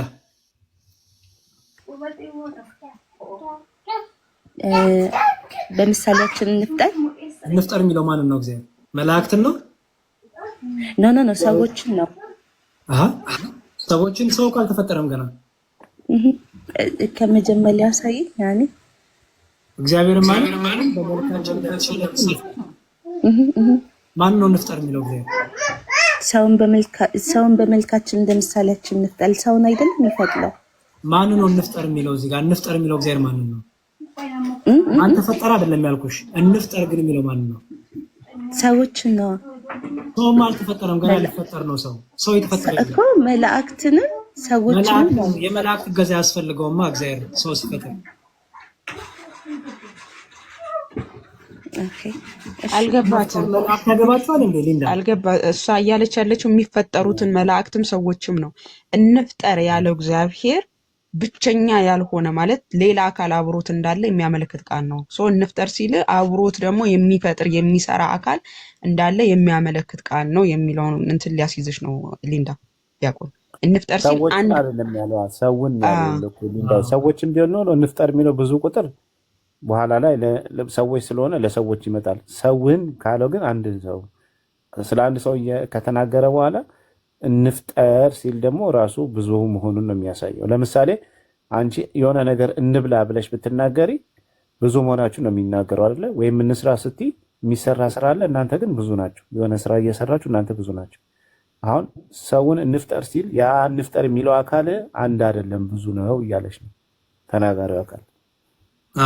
እሱ ብቻ ደግሞ ሊንዳ እግዚአብሔር ፍጥረትን በመፍጠር ላይ ከፍጡራኑ አጋዥ ይፈልጋል እንዴ ሊንዳ? ከፍጡራኑ አጋዥ ይፈልጋል ሲፈጥር ፍጥረት? ኖ ለመፍጠር አጋዥ አይፈልግም። እንፍጠር የሚለው ማንን ነው? አሁን የሚፈጠረው ሰው ሊፈጠር ነው።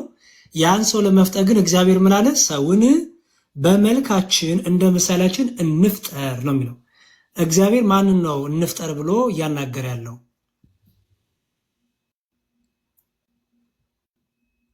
በቃ ጥሩ ችግር የለውም። ይሄ እንግዲህ የሆነ አየሽ አብሬ ሰራ ነበር የሚለው በልጁ ፈጠረ መንፈስ ቅዱስ። ይህንን በምን ፈተዋለን መሰለሽ? ይኸው እዚህ መዝሙረ ዳዊት መዝሙር 33 ላይ እንዲህ ይላል ቁጥር 6 በእግዚአብሔር ቃል ሰማያት ጸኑ ሰራዊቶቻቸው ሙሉ በአፉ እስትንፋስ። ስለዚህ እንፍጠር ሲል እግዚአብሔር በቃ በእግዚአብሔር ቃል ሰማያት ጸኑ። ያ ሁሉም በሚያደርግበት ፈጣሪ በሆነው ቃሉ ሁሉ ተፈጠሩ። አካላዊ ቃል ያለው በልጁ የተባለው ቃል። ከዛ ደግሞ መንፈስ ቅዱስ የአፉ እስትንፋስ የተባለ መንፈስ ቅዱስ። ስለዚህ በመፍጠር አብ ወልድ መንፈስ ቅዱስ አንድ ፈጣሪ ስላለ እግዚአብሔር ሶስትነቱን ሲነግረን ምን አለ? እግዚአብሔርም አለ ሰውን በመልካችን እንደ ምሳሌያችን እንፍጠር። ስለዚህ ቅድም ቢኒ ያመጣልሽ ምሳሌ ላይ አብሬ ነበርኩ ዋና ሰራተኛ ነበርኩ ሲል ማለቱ ነው። ከአብ እኩል የምሰራ ነበርኩ። ዋና ነው የሚለው አስተውይ። ዋና ማለት ዋናው ማለት ነው። ስለዚህ ከአብ እኩል ሰራ ነበር። ዓለማትን አብ ሲፈጥር እኔም ነበርኩ፣ እኔም እፈጥር ነበር እያለ ነው። ምክንያቱም በመፍጠር አብም ወልድም መንፈስ ቅዱስም አንድ ስለሆነ እነዚህን የሰጠንሽን ያዢና በቃ አይገስ እንዳይበዛብሽ ቢኒ የሀሳብን ጠቅልና በሌላ ቀን ደግሞ ይዣለሁ። አሪፍ ቢኒ ይዣለሁኝና መጽሐፈ ኩፋሌ 4:4 ላይ አዳም ብቻውን አይሆን ዘንድ የሚል አለው አይደለም ወይስ ይብቃኝ? ችግር የለም ሌላ ቀንም መቀጠል እንችላለን። ሀብሽል ችግር የለውም። ይብቃሽ ካላችሁ ችግር የለም። ትንሽ ነገር መጨመር ፈልጌ ነበረ። እሺ እና እስካሁን እንግዲህ ብዙ ጥቅሶችን ተመልክተናል። ቃለ ሕይወት ያሰማችሁ መዝሙር ያሬድ ቢኒም እንዲሁም ይቅርታ ቀጥል። ራሴን አተልቅሃለሁ ብዬ ሚዩት አልነካም። ሶሪ እሺ፣ ይቅርታ ወንድም ማለት ቆይ ትልቁ ይላል። ችግር የለውም። ይቅርታ በጣም ምንም ችግር የለም። እና እስካሁን ብዙ ጥቅሶችን አይተናል።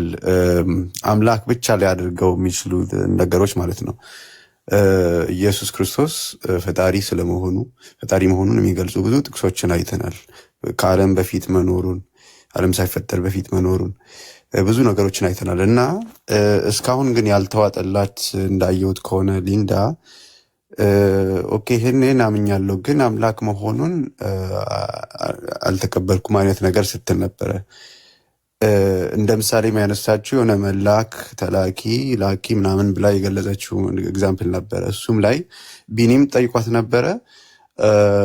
ግን የሆነ አይ ቲንክ ያልተረዳሽው ምንነትና ማንነት ላይ ነው። ይሄን ኮንሰፕት በጣም የተረዳሽው አልመሰለኝም። እሱ ምንድነው? ምንነትና ማንነት ይለያያል። ምንነት አንቺ አሁን ሰው ነሽ፣ ልጅ ካለሽ የምትልኪውም ልጅ ሰው ነው። ኦኬ ይሄ ምንነት ነው። ከሰውነቱ የሚቀንሳል ብሎ የጠየቀሽ ይሄንን ነው። እና ስለ እግዚአብሔርም ስናወራ እግዚአብሔር የሚለው ኮንሰፕት ምንነቱን ገላጭ ነው በዋንነት።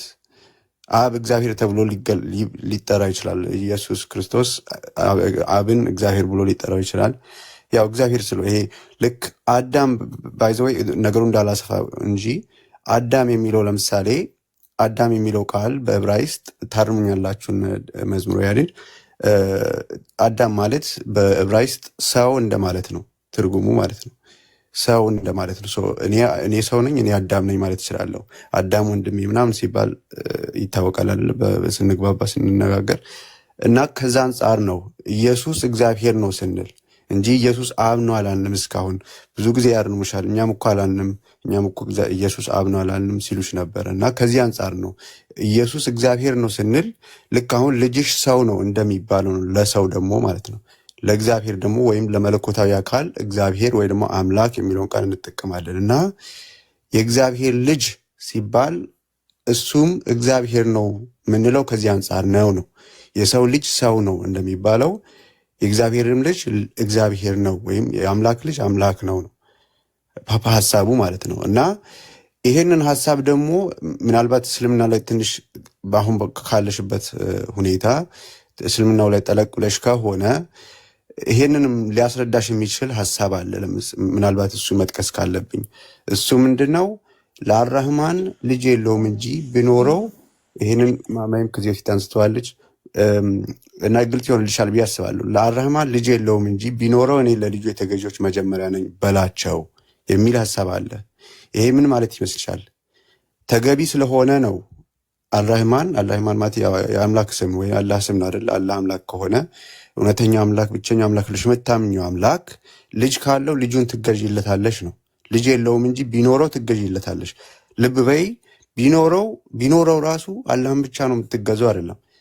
ቢኖረው ትገዢው ነበር ልጁን። ለምን? መገዛት ተገቢ ስለሆነ ማለት ነው። እና ለአምላክ ልጅ መገዛት ያልተገቢ ነው፣ በባህሪው ገዢ ነው ማለት ነው ልጁም ማለት ነው። ለዛ ነው እንጂ አምላክ ባይሆን ወይም ፍጡር ቢሆን ከጊዜ በኋላ የተፈጠረ ፍጡር ቢሆን ተገዙለት አይልም ነበር አላህም ወይም አምላክም ማለት ነው። መገዛቱ ተገቢ ስለማይሆን ተገዙለት አይልም። እና ይሄንን በዚህ ትስማሚያለሽ? ግልጽ ነው እስካሁን ያልኩት ነገር ያስማመናል? መልካም እሺ።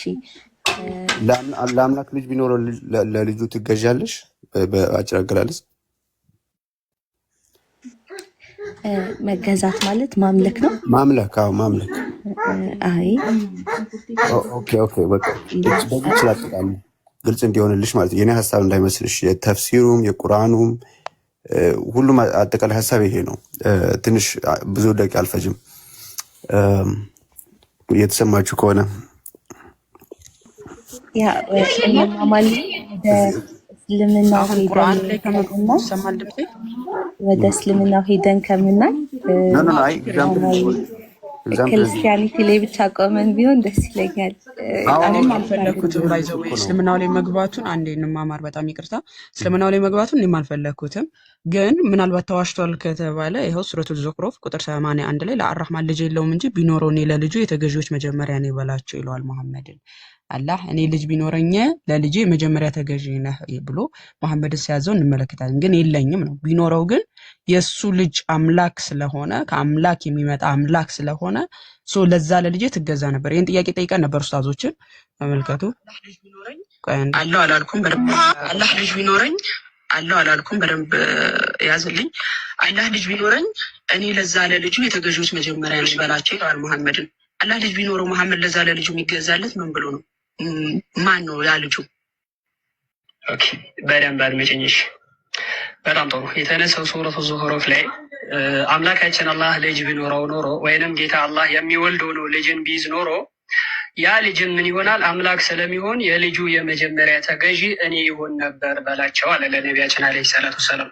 ትክክል። ይህ ማለት ኢፍ ነው፣ ቢሆን ኖሮ ነው። ለምሳሌ ልጅ አምላክ ቢይዝ ኖሮ የአምላክ ልጅ ምን ይሆናል? አምላክም ይመለካል፣ የአምላክም ልጅ ይመለካል። አላህ ልጅ ቢኖር። ስለዚህ መጽሐፍ ቅዱሳችን ደግሞ አንደኛ ዮሐንስ መልእክት ምዕራፍ 5 ቁጥር 20 ላይ የእግዚአብሔርም ልጅ እንደመጣ እውነተኛም የሆነውን እናውቅ ዘንድ ልቦናን እንደሰጠን እናውቃለን። እውነተኛም በሆነው በእርሱ አለን፣ እርሱም ልጁ ኢየሱስ ክርስቶስ ነው። እርሱም እውነተኛ አምላክና የዘላለም ሕይወት ነው አለን። ማንን? ልጁ። የማንን? የአብ ልጅ እውነተኛ አምላክና የዘላለም ሕይወት። የአምላክ ልጅ አምላክ ነው። አላህ ቢኖረው ኖሮ ልጅ አዎ አምላክ ተብሎ ይገዛ ነበር ለልጁ። ወደ እስልምናው ሳትገቡ በቃ በራሳችን እንትን በሏት። እችን ብቻ ለማሳየት ነው።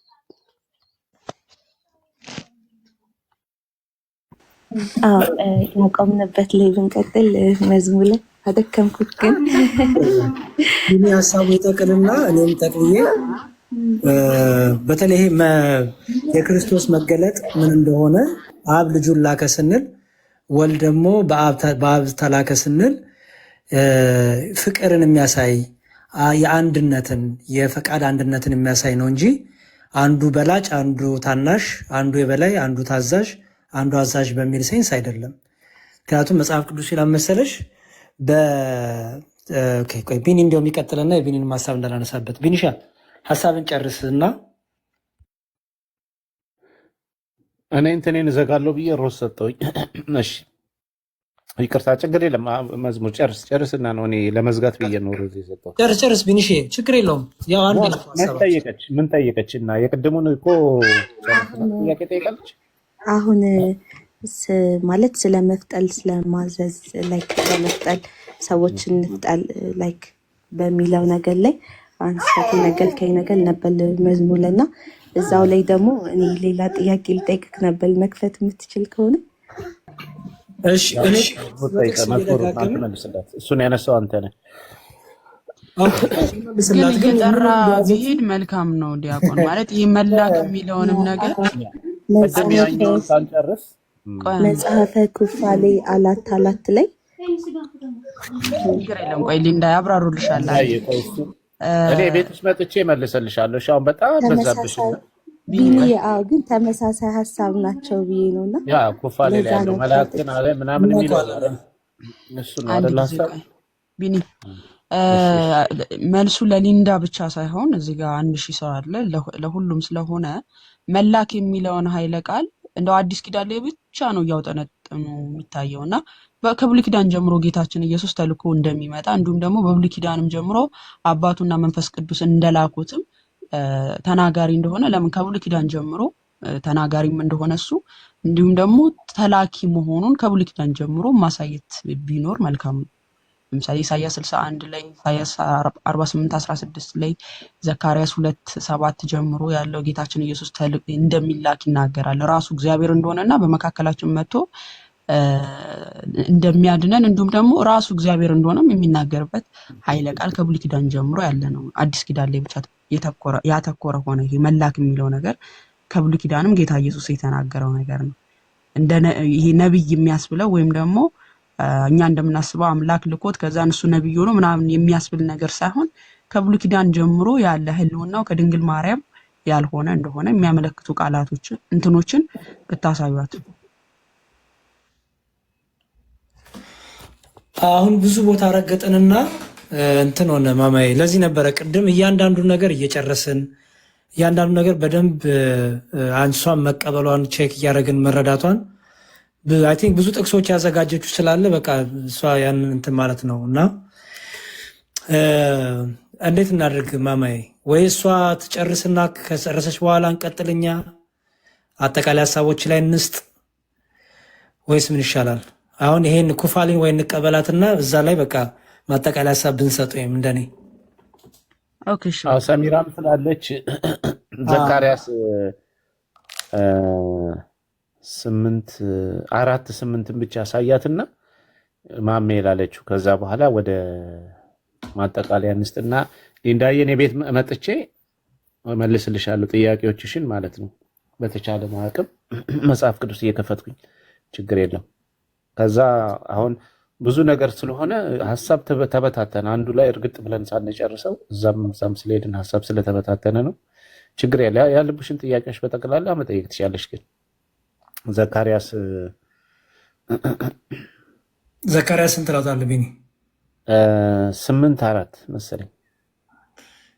የሰራዊት ጌታ እግዚአብሔር እንዲህ ይላል ነው 4:8 ይቅርታ 4:8 ነው። የእግዚአብሔር ቃል ወደ እኔ እንዲህ ሲል መጣ። አዎ አሁን ይሄን ተመልከች። ይሄ እንግዲህ የእግዚአብሔር ቃል ምን አይነት እንደሆነና ኢሳይያስ 48:16 ጀምሮ ከ12 ጀምሮ ስንታነብላትና ይበቃታል። አንበብላት። የእግዚአብሔርን ቃል ወደ እኔ እንዲህ ሲል መጣ። የዙራቤል ልጆች ይህን ቤት ጠቅሶን ልጽፍ ነው ነገራት ያሬዲ። እሺ ትንቢተ ዘካርያስ ምዕራፍ 4 ከቁጥር 8 ጀምሮ ማለት ነው። በብሉይ ኪዳን የእግዚአብሔር ቃል አካላዊ እንደሆነ የሚያሳይ ነው፣ ማንነት እንዳለው። እሺ የእግዚአብሔርን ቃል ወደ እኔ እንዲህ ሲል መጣ። የዘሩባቤል እጆችን ይህን ቤት መሰረቱ፣ የእርሱም እጆች ይፈጽሙታል። የሰራዊት ጌታ እግዚአብሔርም ወደ እናንተ እንደላከኝ ታውቃላችሁ። ልቀጥል ቢኒ? አዎ አሁን የሚናገረው የእግዚአብሔር ቃል ነው። የእግዚአብሔር ቃል ወደ እኔ እንዲህ ሲል መጣ ብሎ የእግዚአብሔር ቃል ምን እያለ እየተናገረ ነው?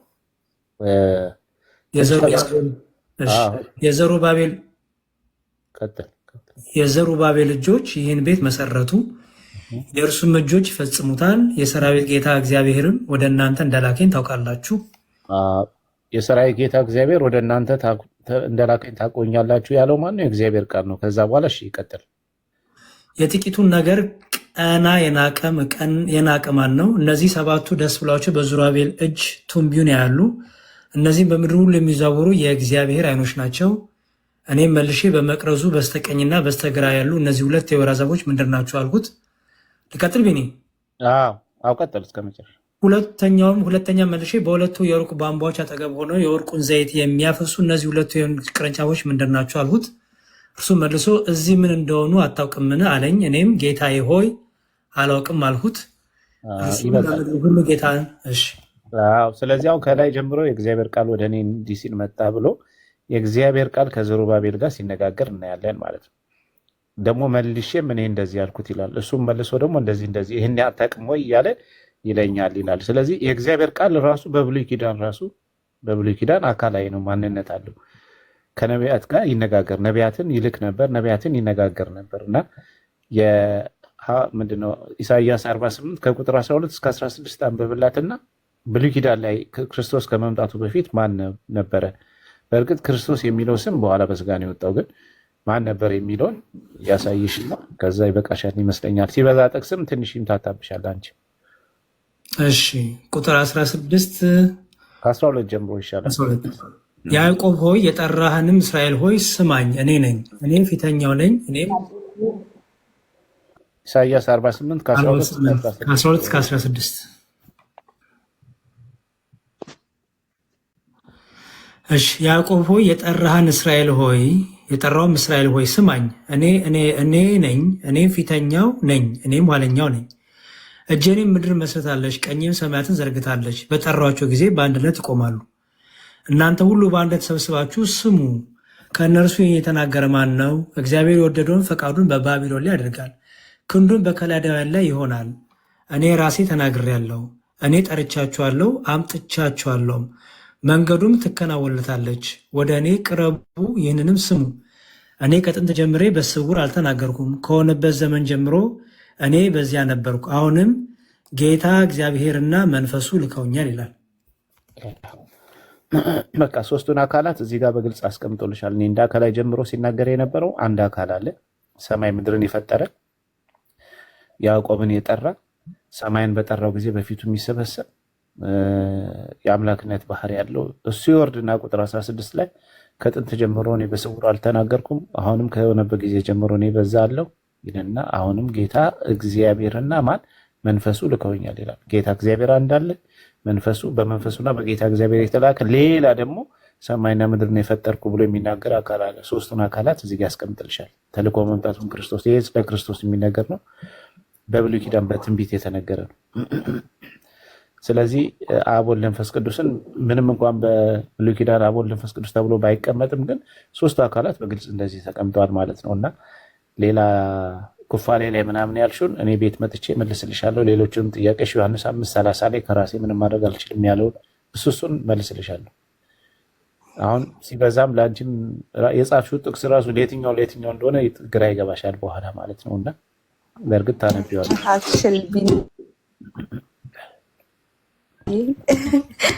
እሺ ይበቃል ካላችሁኝ መልካም። የሆነ ነገር ጀምሪ ማቆም አልችልም እና መጽሐፍ ኩፋሌ ላይ ያለውን ነገር ልትመልስልኝ ደስ ይለኝ ነበር። እሺ ልመልስልሽ። ችግር የለውም። ያው ይሄ የኩፋሌ መጽሐፍ ትርጓሜያችን ነው ከነ መጽሐፉ ማለት ነው። ቃሉ ንባቡ የሚለው ምንድን ነው?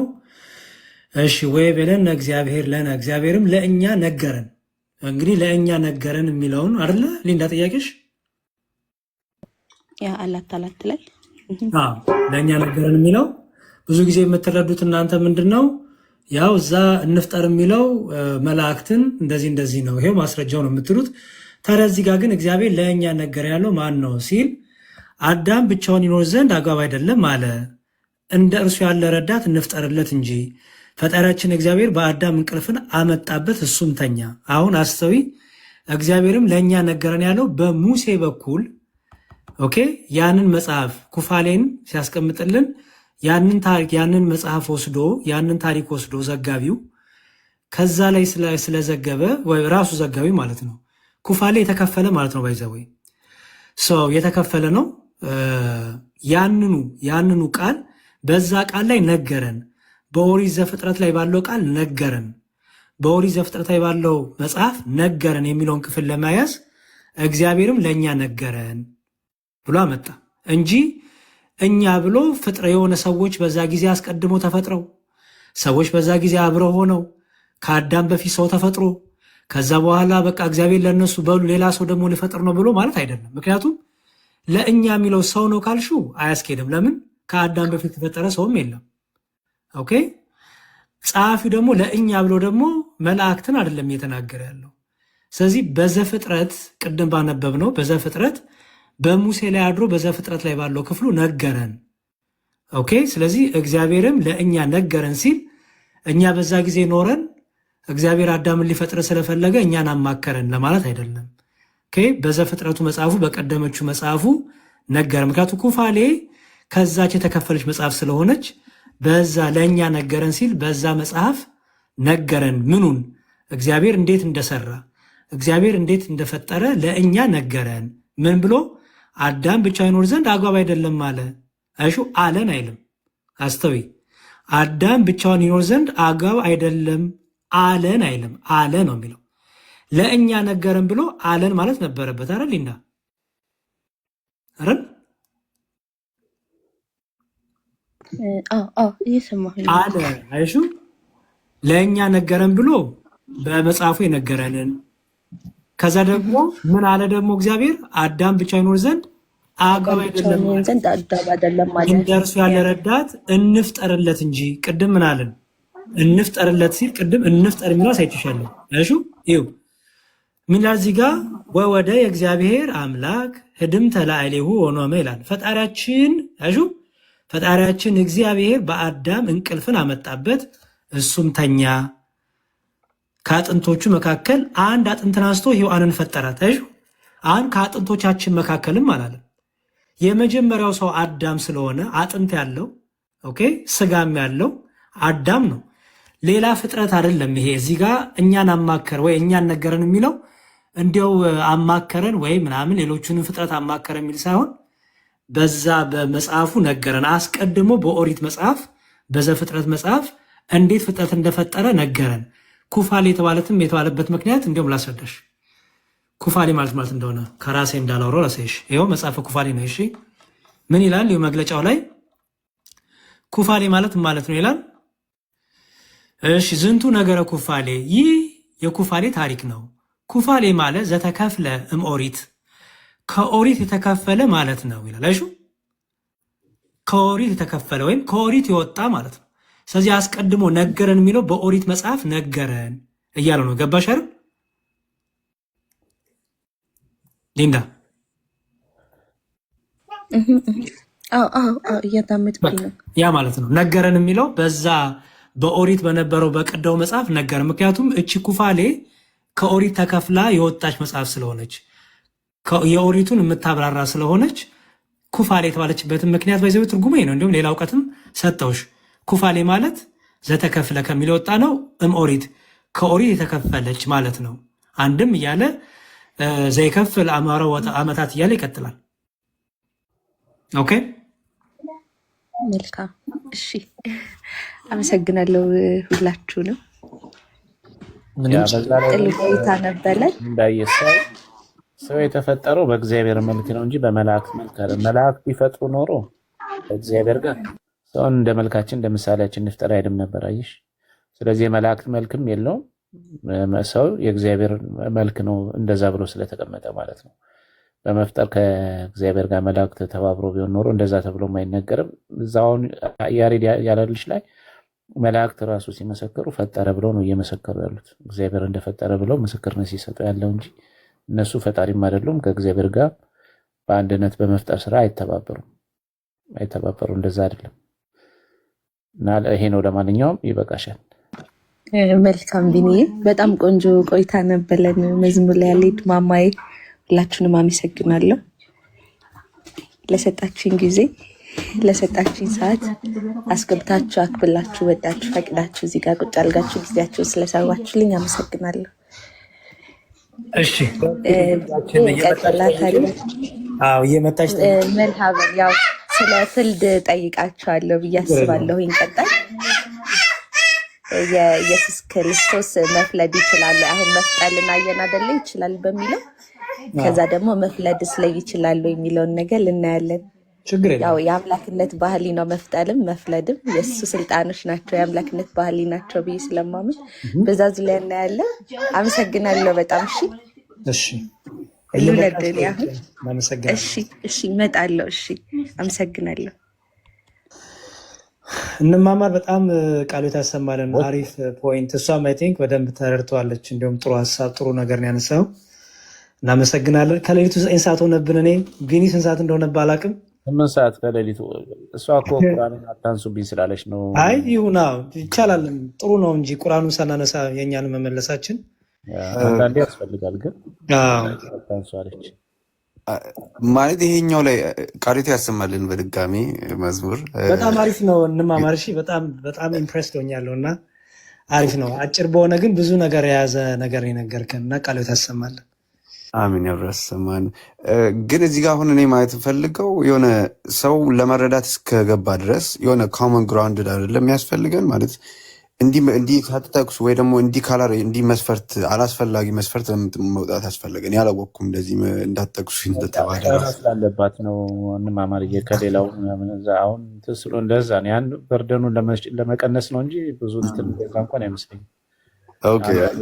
ለመረዳት እስከሆነ ድረስ የሆነ ኤግዛምፕል ይሆናል ብሎ የተቀመጠ ነገር ካለ በቃ በዛ ላይ መነጋገርና የአንዱን ሀሳብ ለመረዳት መሞከር ነው እንጂ እንዲህ ሳትሄድ እዚህ ጋር ሳትጠቅስ ይሄን ሳትል ምናምን ብሎ በቃ የሆነ የቃላት ጨዋታ ነው የሚመስለው። በዛ እንድታስቡበት ሌሎቻችሁ እንትን እኮ ነው ምን መሰለህ፣ ጥበብ ያስፈልጋል። ባይዘወይ እውቀት ብቻ ስላለንም አንዳንዴ ያለ ቦታም ከሆነ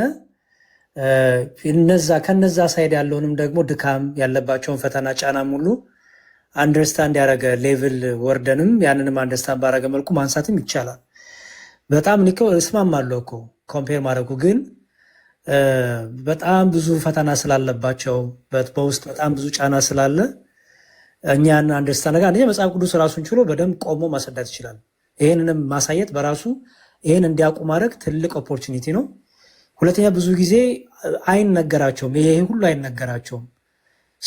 የተነገራቸውን ነገር መጀመሪያ ከውስጣቸው ማውጣቱ በዛው በመጽሐፍ ቅዱሱ ጥሩ ነገር ነውና እሷ ደግሞ ትንሽ ጫና ስላለባት ነው። እሷ ብቻ አይደለች የምታይ